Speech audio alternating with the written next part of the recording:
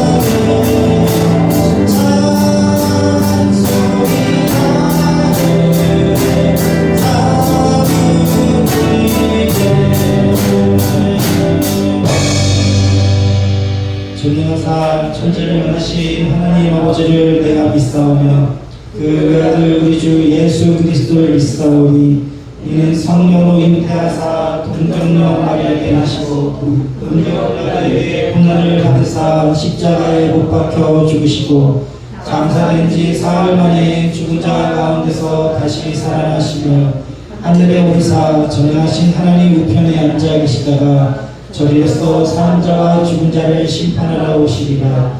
성령을 믿사오며 거룩한 공예와 성도가 서로 교통하는 것과 죄를 사하여 주시는 것과 몸이 다시 사는 것과 영원히 사는 것을 믿사옵나이다. 아멘. 햇살보다 밝게 빛나는 주의 영광 찬양하신 뒤에 기도하시겠습니다.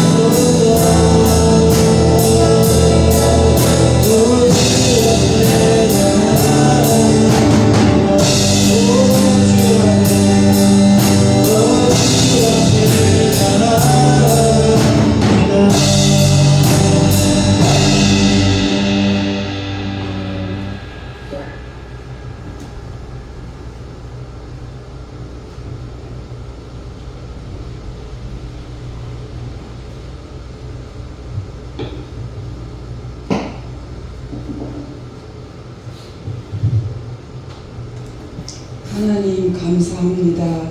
다사다난했던 한 해가 지나고 희망의 새해가 왔습니다.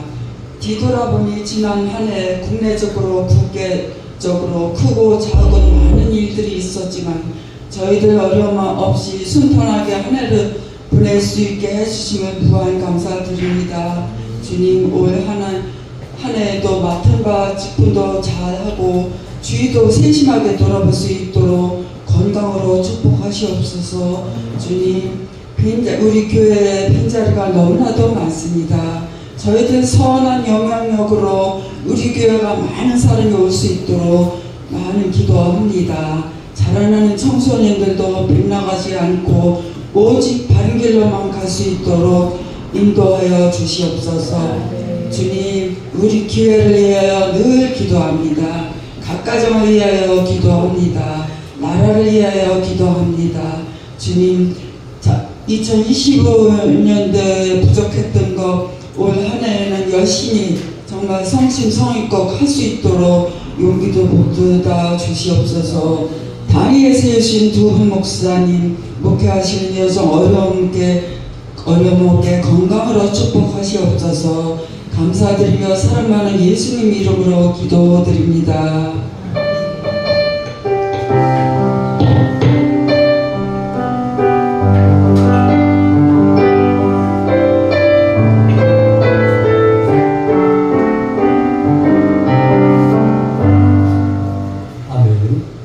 하나님의 말씀은 시편 16편 1절로 11절 말씀입니다.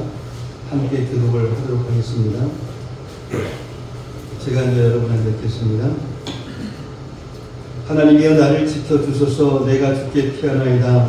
내가 여호와께 아뢰되 주는 나의 주님이시오니 주밖에는 나의 길이 없다 하였나이다. 땅에 있는 성도들은 존귀한 자들이니 나의 모든 즐거움이 그들에게 있도다. 나는 신에게 이름을 드리는 자는 괴로움이 더할 것이다. 나는 그들이 드리는 희생의 소리를 들지 아니하며 내 입술로 그 이름도 부르지 아니하리라. 여호와는 나의 산업과 나의 자네 소득이시니 나의 분깃을 지키시나이다.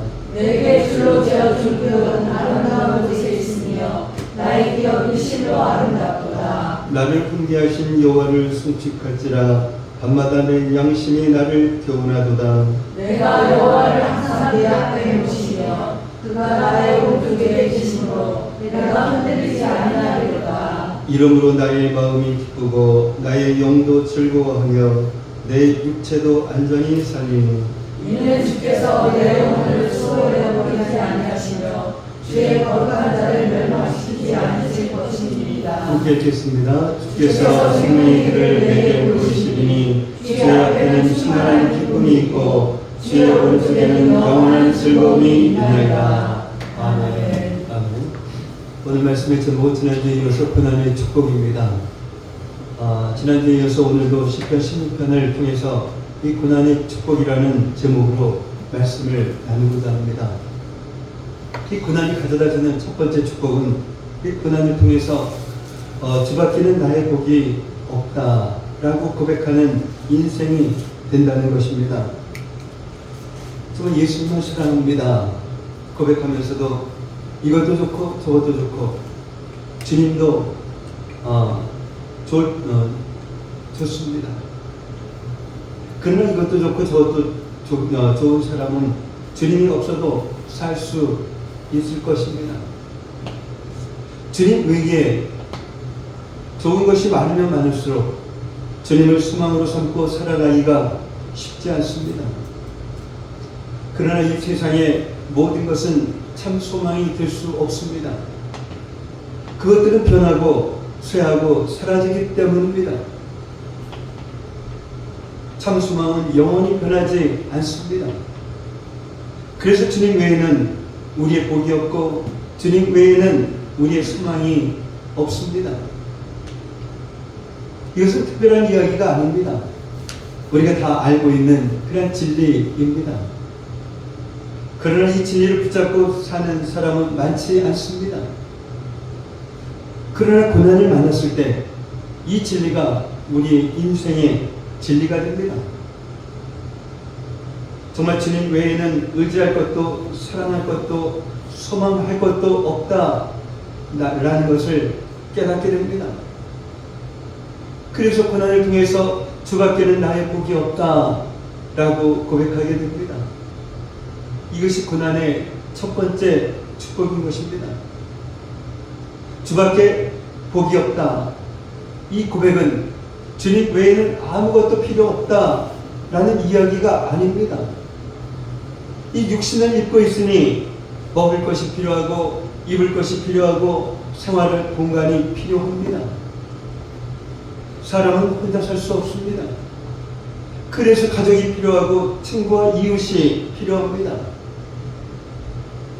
주밖에는 나의 복이 없다는 이 고백은 이런 것들이 필요 없다라는 것이 아니라 이런 것들이 복의 근원이 될 수 없다라는 뜻입니다.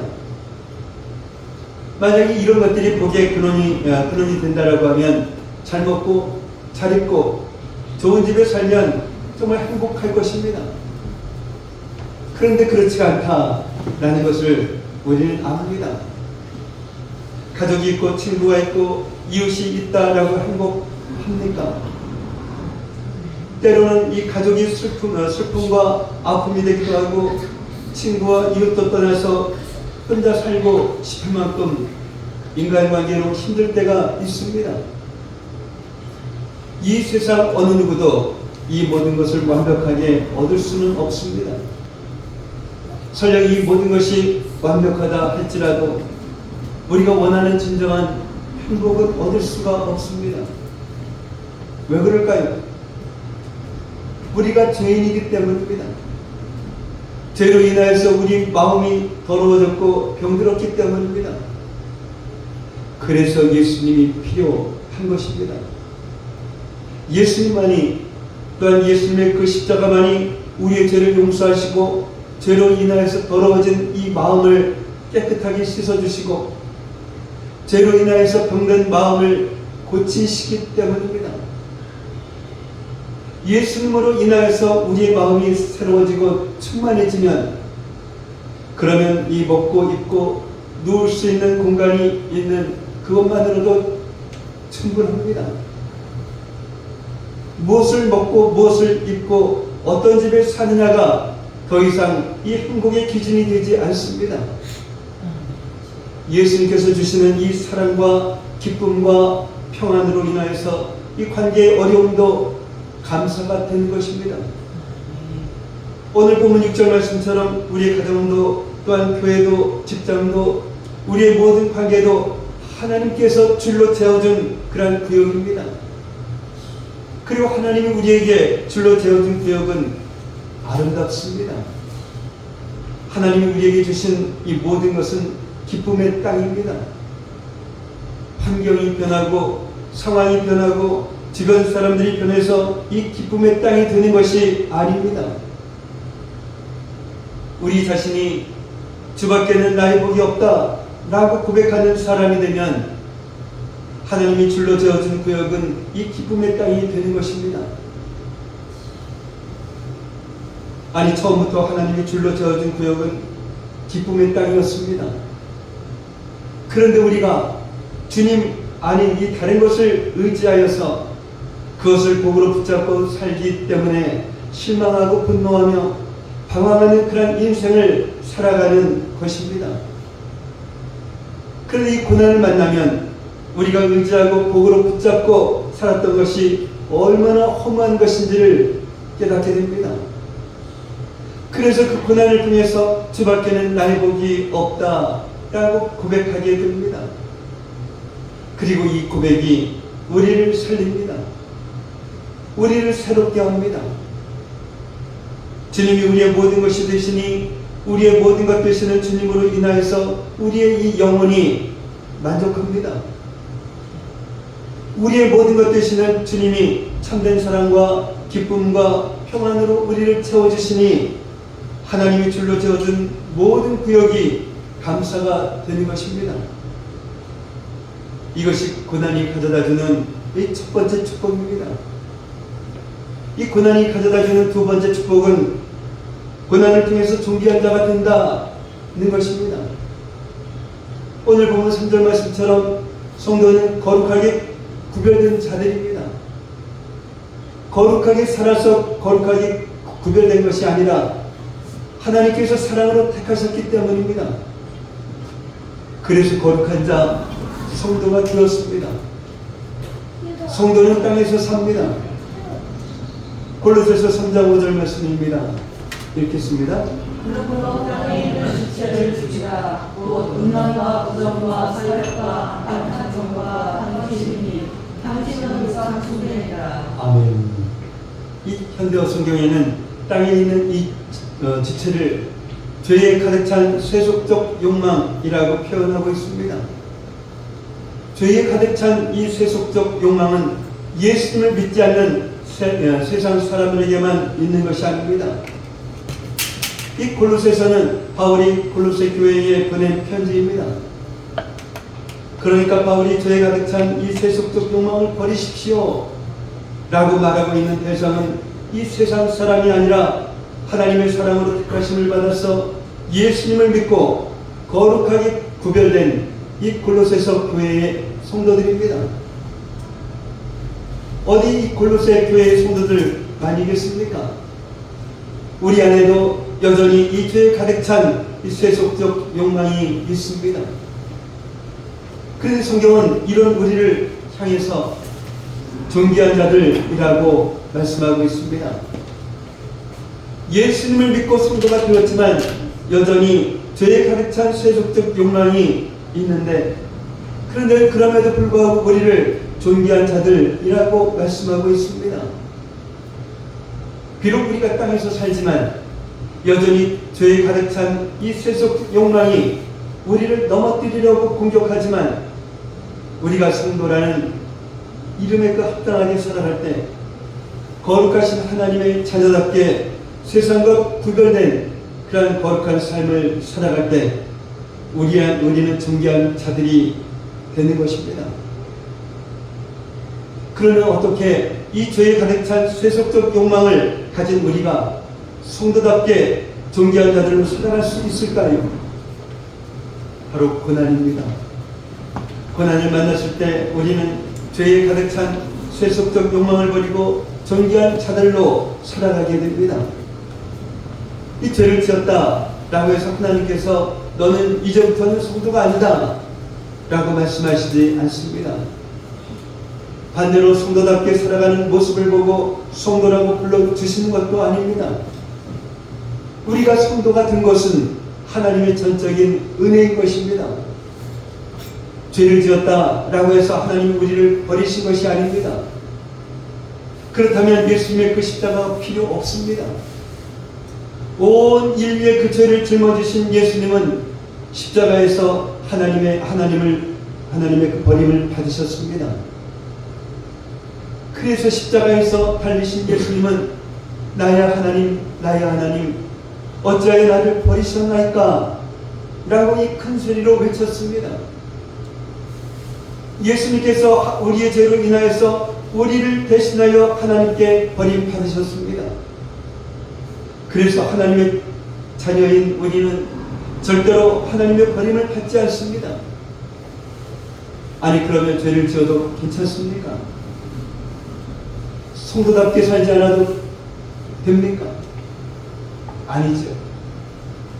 하나님께서 죄로 인하여 우리를 버리시지 않는다라고 하는 것은 이 죄 가운데 있는 우리를 그대로 놔두시지 않는다라는 것입니다.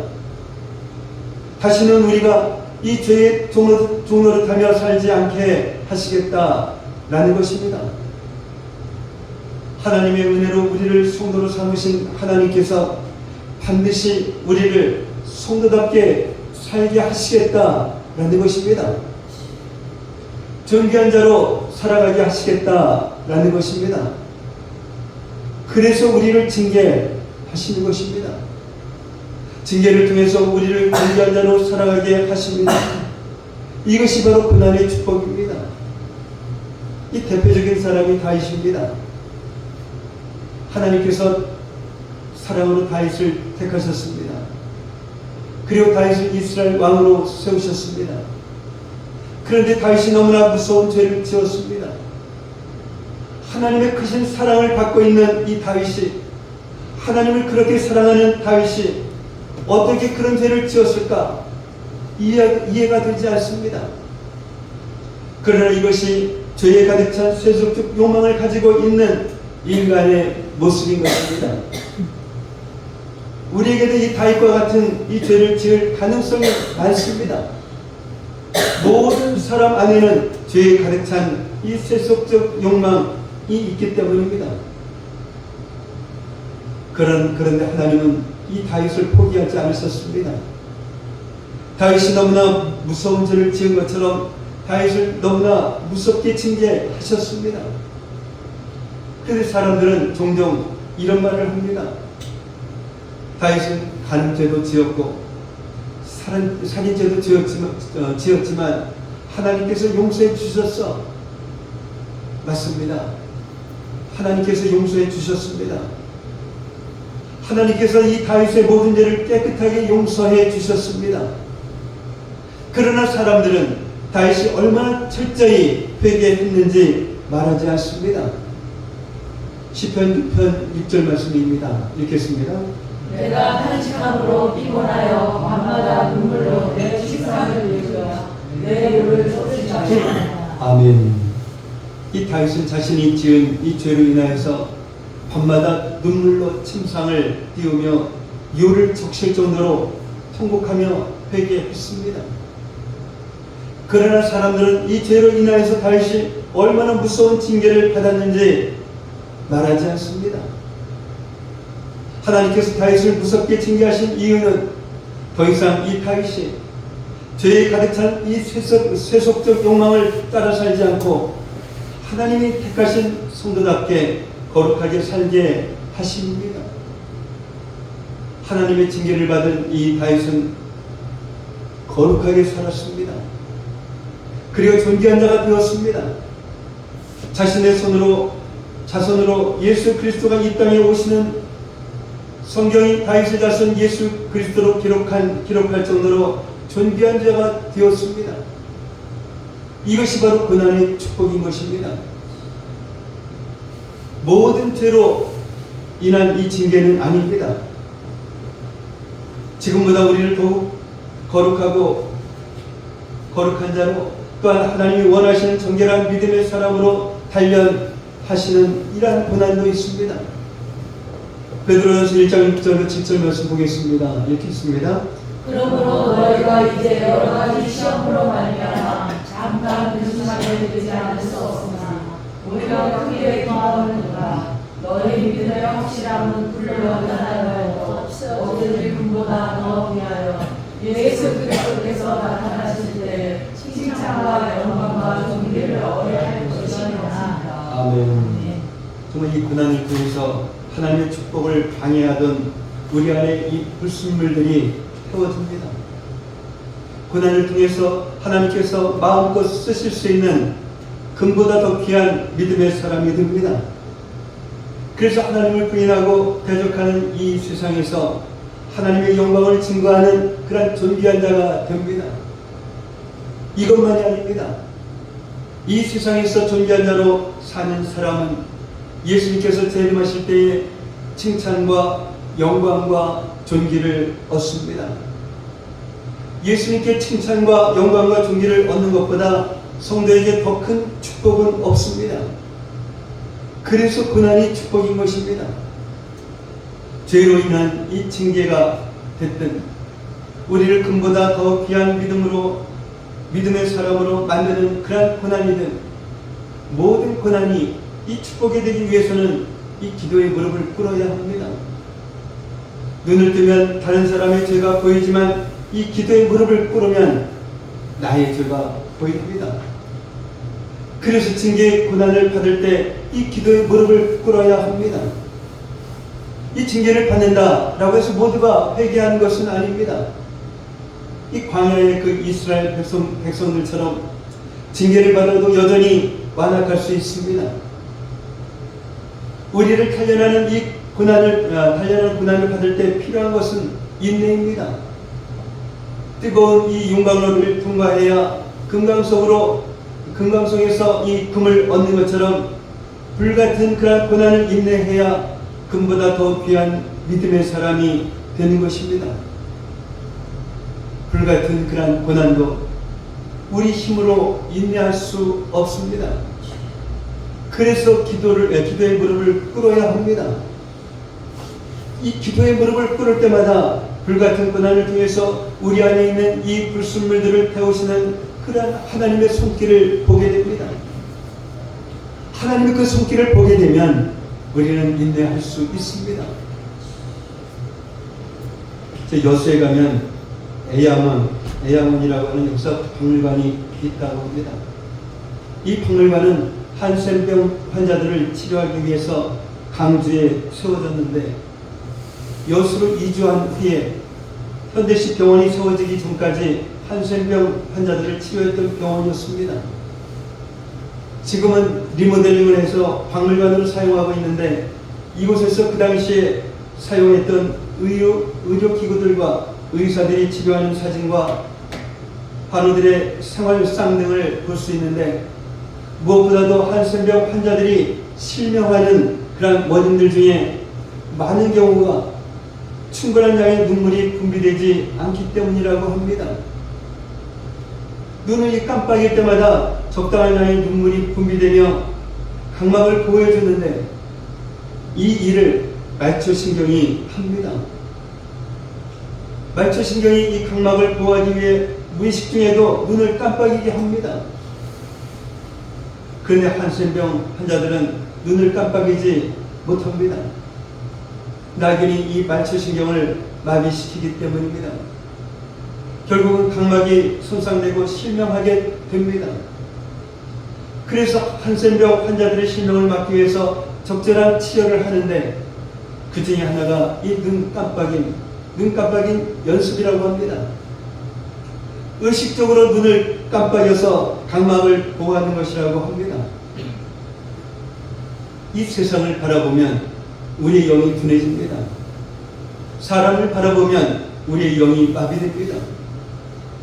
그래서 우리도 영적인 이 눈 깜빡임 연습을 해야 합니다.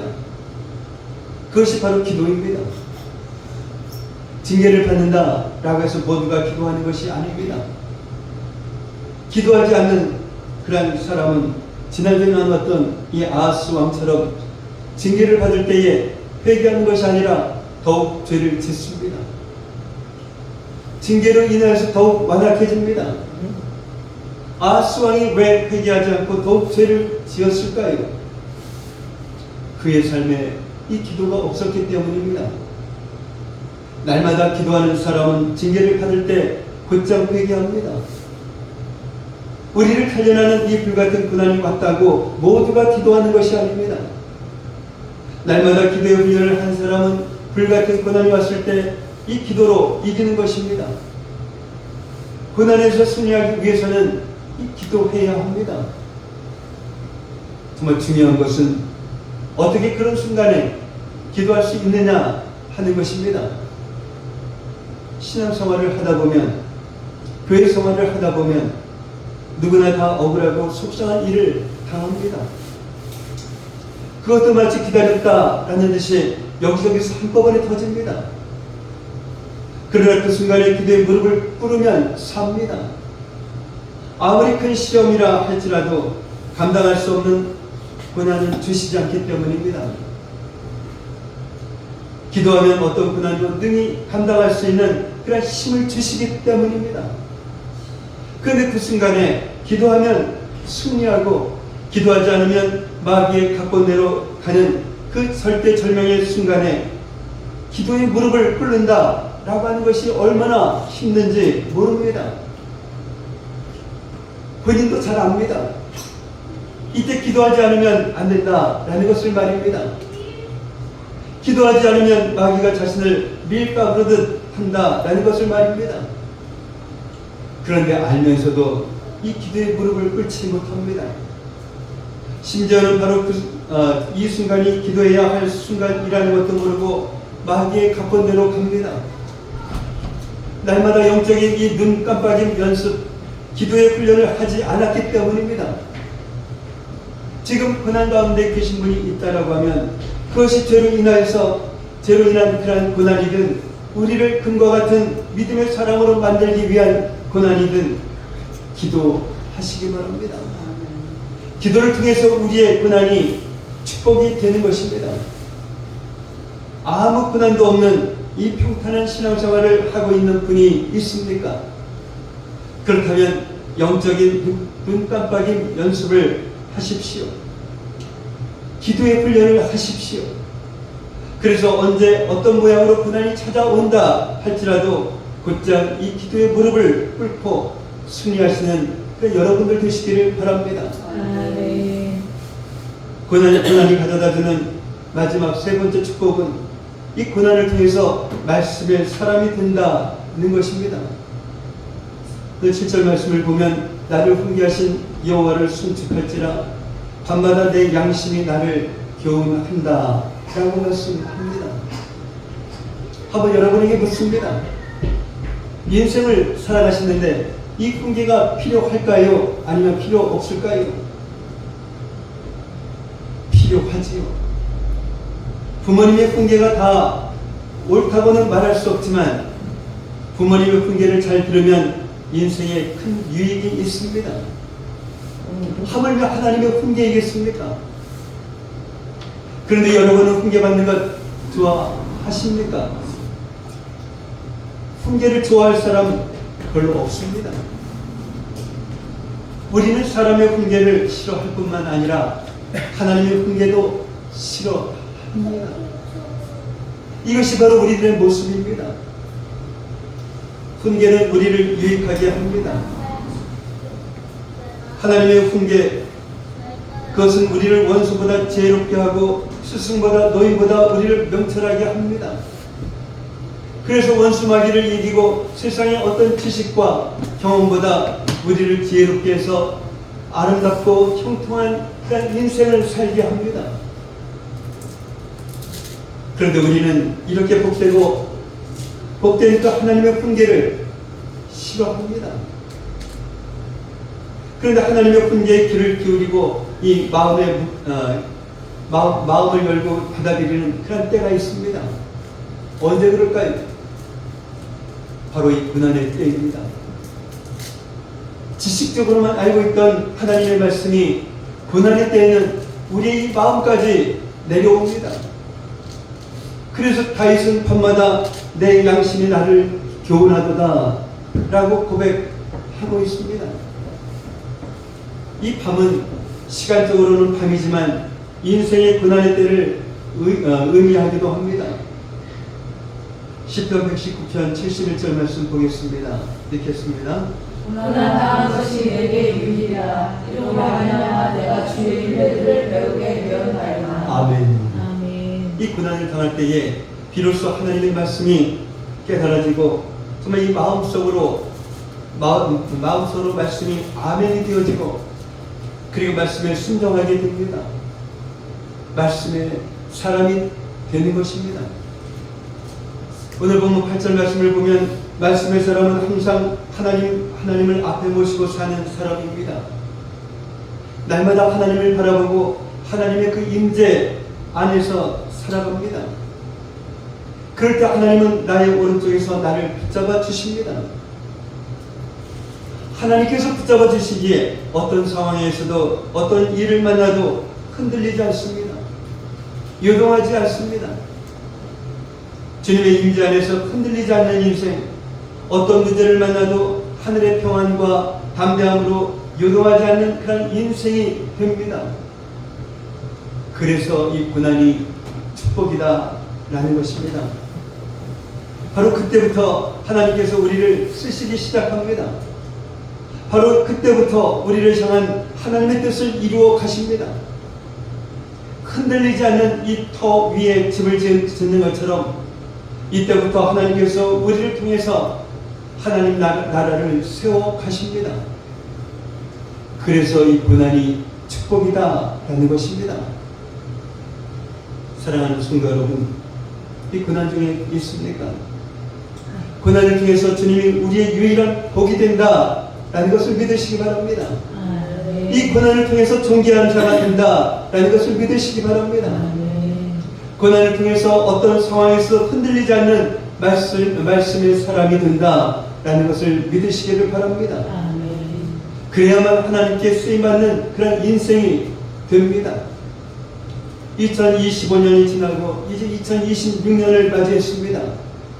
새로운 그런 마음으로 고난의 축복을 바라보고 기도로 주님께 나아가는 그런 저와 여러분들이 되시기를 예수님의 이름으로 축복합니다. 사랑의 주님, 지난주에 이어서 오늘도 고난의 축복이라는 이러한 말씀을 듣게 하시니 감사를 드립니다. 고난이 가져다주는 첫 번째 축복은 이 고난을 통해서 주님밖에는 나의 복이 없다고 고백하는 인생이라고 하셨사오니 이것도 좋고 저것도 좋고 주님도 좋은 것이 아니라 오직 예수님만 사랑합니다 고백하는 저희들에게 하옵소서.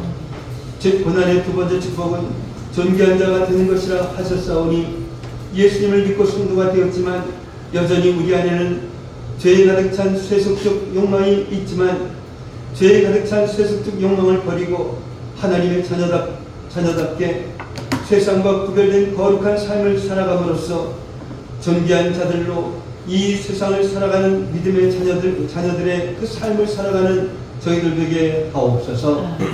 고난의 세 번째 축복은 말씀의 사람이 되는 것이라 하셨사오니 지금까지는 하나님의 말씀에 순종치 못하고 하나님의 훈계도 싫어하며 살아왔던 저희들임을 고백하오니 이제부터라도 하나님의 훈계에 귀를 기울이고 마음을 열고 받아들임으로써 하나님의 말씀이 깨달아지고 마음속으로 말씀이 아멘이 되어지고 말씀에 순종하며 살아감으로써 하나님께 쓰임받는 그런 저희들 되게 하옵소서. 예수님의 이름으로 기도하옵나이다. 아멘. 너희는 하나님을 찬양하시면서 준비하신 힘을 주님께 드리도록 하겠습니다.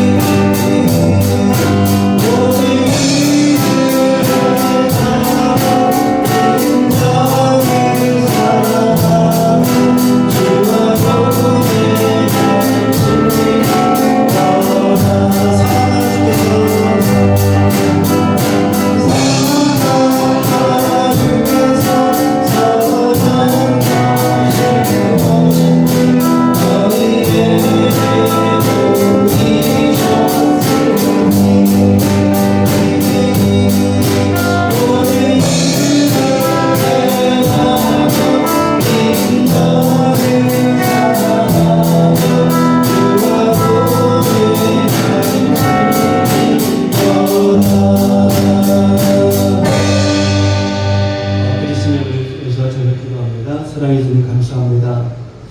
2026년을 맞이하고 첫 번째 주일을 맞이했습니다. 이제 첫 번째 주일을 맞이하여 저희들 주님 앞에 나와서 먼저 저희들의 마음을 온전히 주님 앞에 올려드렸습니다.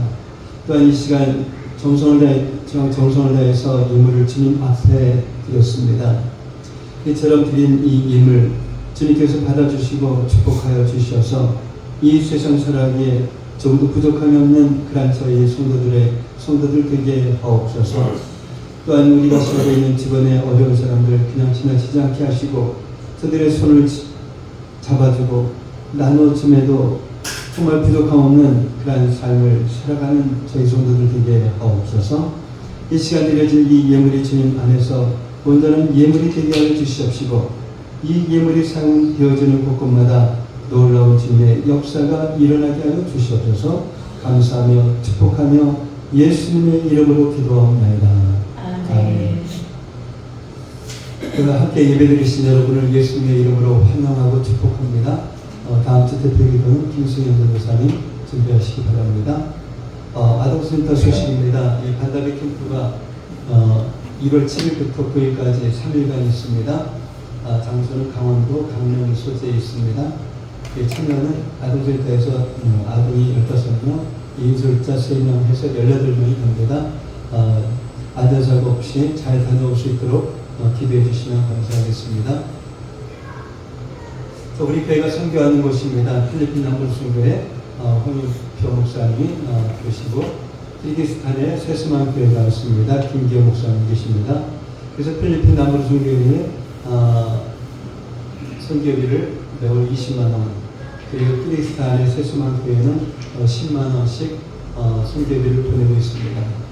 근데 우리가 선교헌금이 30만 원이 안 들어오고 있어요. 그래서 일반 재정에서 보태서 보내고 있는데, 선교비를 안 내신 분들은 선교비 참여를 해주시면 감사하겠습니다. 네.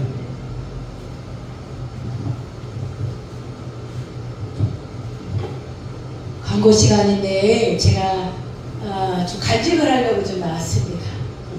해도 될까요? 네? 간직을 잠깐 해도 될까요? 제가 2004년도, 그러니까 한 20년 전에 이제 하나님의 말씀을 받아가지고 설교를 할 때였는데, 그때가 아프리카였습니다. 그래서 아프리카에서 설교를 할 때 늘 하나님의 말씀을 받아서 했거든요.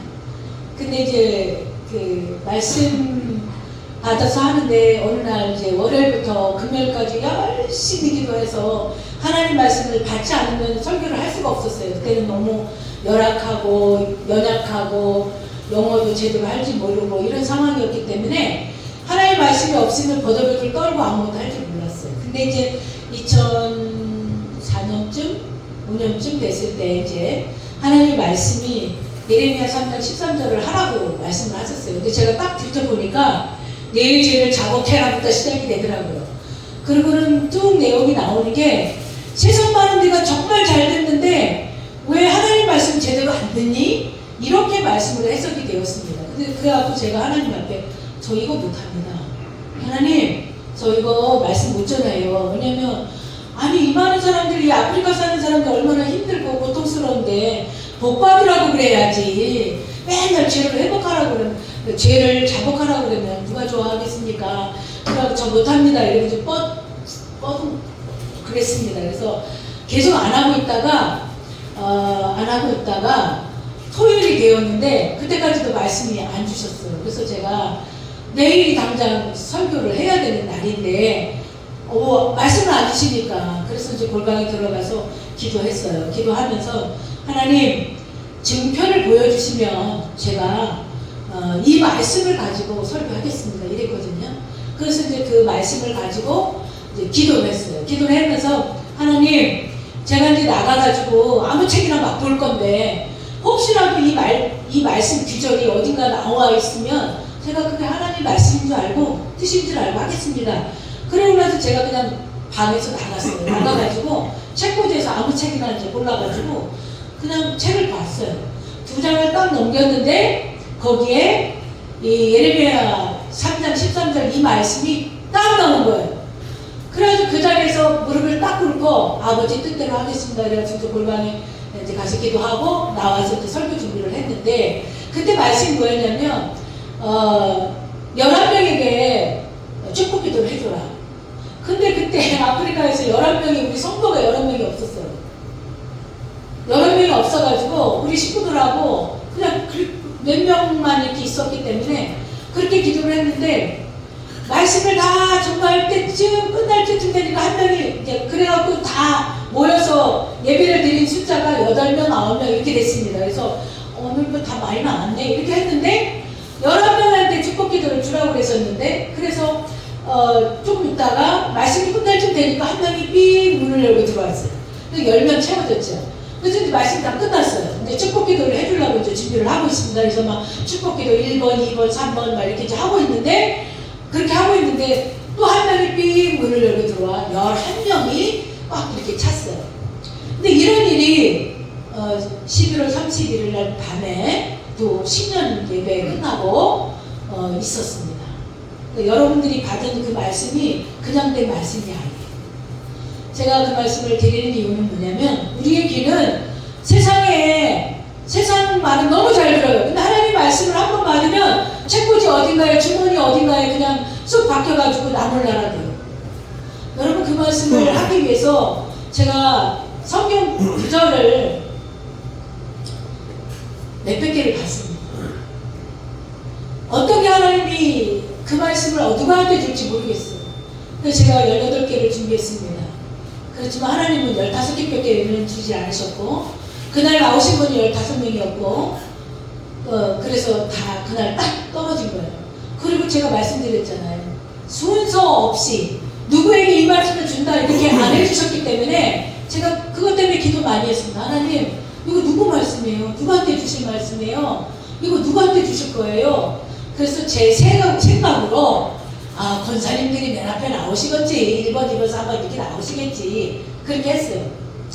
그러고 나서 이제 뭐라고 말씀드렸냐면, 하나님, 제가 어떤 것도 변개치 아니하고 1번부터 쭉 나오는 대로 말씀을 그대로 전달해 드리겠습니다. 아버지 말씀이니까 그대로 전하겠습니다. 그래서 그 전할 말씀 1번, 2번, 3번 어떻게 해나라까지 다 정해서 제가 그 말씀을 문구만 드렸지만 그것까지 다 적어놓고 있어서 이제 잘라서 드리려고 해요. 거기에는 1번, 2번, 3번 어떻게 하나도 다 적혀져 있어서. 그런데 이것도 하나님이 하시는 일이시지만, 그래서 제가 하나님 앞에 딱 결심을 했어요. 어떤 상황 가운데서 아버지가 먼저 순서도 아버지가 정해주시리라. 그래서 제가 이제 와서 말씀을 드렸습니다. 여러분들한테 순서는 정해지지 않았습니다. 그러나 하나님이 아마 번호를 다 누가 1번 나오고 2번 나오고 이걸 다 정해주실 것이라고 전 믿었어요. 근데 우리 전사님이 평상시 몇 꼴찌 나오는데 1번으로 나오니 깜짝 놀라요. 왜냐면 뭐든지 1번의 말씀은 최고로 애기스를 많이 주시기 때문에.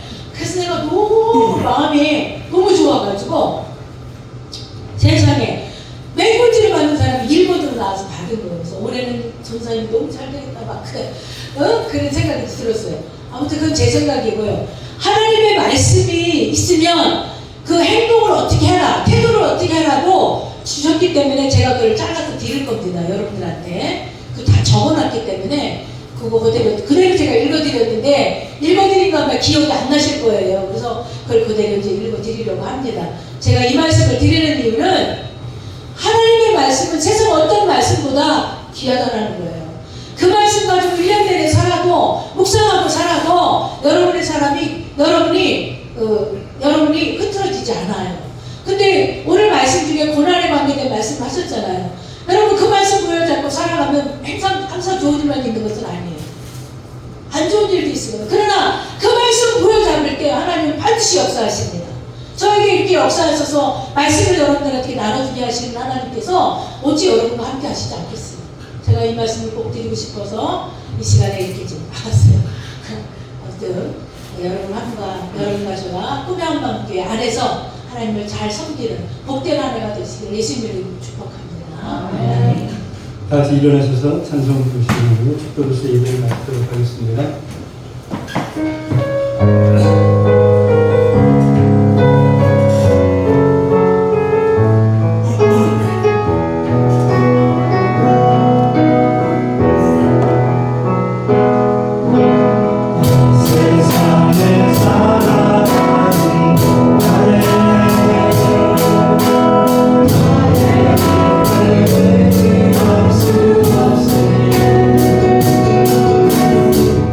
오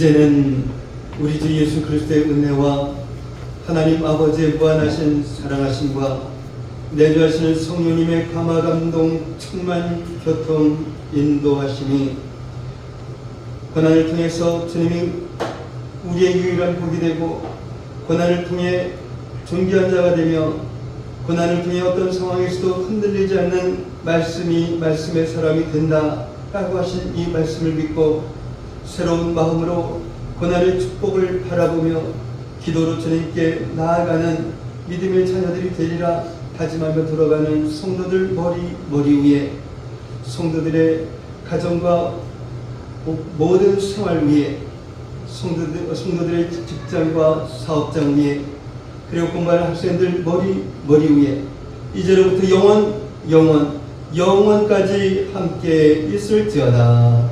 아멘.